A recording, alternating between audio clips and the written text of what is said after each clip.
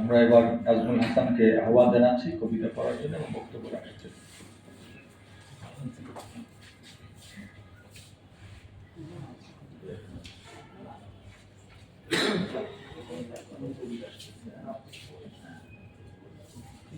সবাইকে অভিনন্দন।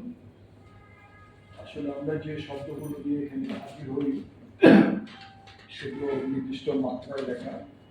এই মাত্রাগুলো ছাড়া এই শব্দগুলো কোনো শিল্পরূপ পায় না। এই শিল্পরূপ যেই আমরা দিতে পারি বলে এটাকে কবিতা হয়ে ওঠে।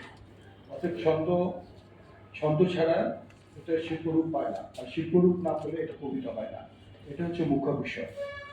আমরা যে শব্দগুলো সাজাই, যে বাক্যগুলো লিখি, সেটার একমাত্র সংজ্ঞাই হচ্ছে ছন্দ। ছন্দ ছাড়া কবিতা হয় না। এই জন্য নোবেল কমিটি কবিতাকে এত শ্রেষ্ঠ মনে করে, কবিদের এত শ্রেষ্ঠ মনে করে, বিশ্ব কবিতায় শ্রেষ্ঠ মনে করে, এবং কবিতা শ্রেষ্ঠ শিল্প। আমার কবিতার শিরোনাম নতজানু হয়ে আছি। নতজানু হয়ে আছি আজ মাথার ওজন হিমালয়ের সমান।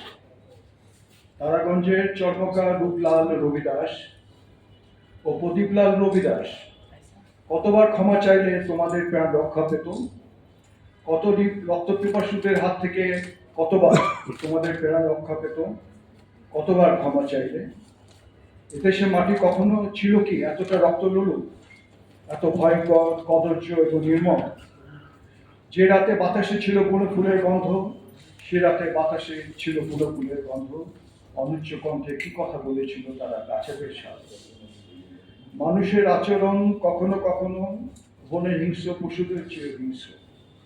অকস্মা তাদের উপর ঝাঁপিয়ে পড়েছে কতিপয় দুর্নীত রক্তলোলু খায় না। ক্রমাগত লাঠি, ঘুষি আর লাঠির আঘাতে প্রাণহীন দেহ লুটিয়ে পড়েছে দুলারা। বেঁচে থাকার যে অন্তিম আকুতি, তার কোনো রং আছে? নাকি চেতনা হারাবার আগে তীব্র অনুশোচনায় ঢেকে যায় মানুষ হয়ে জন্মাবার শ্লেষা? দিনহীন মানুষেরা ক্ষুদ্র জীবনকে আঁকড়ে থাকে অক্ষত পল্লীর গৃহকোণে। কোনো এক গ্রীষ্মের তপ্ত দুপুরে চৈতালি ঘূর্ণির মতো খড়কুটো নিয়ে মাটি পুড়ে ওঠে, তারপর মুহূর্তে হারিয়ে যায় শূন্য লোকে। কবেকে কোথায় খোঁজ নিয়েছে এসব তুচ্ছ প্রাণের? কতবার ক্ষমা চাইলে রক্ত পিপাসুদের হাত থেকে প্রাণে বাঁচা যায়? কতবার?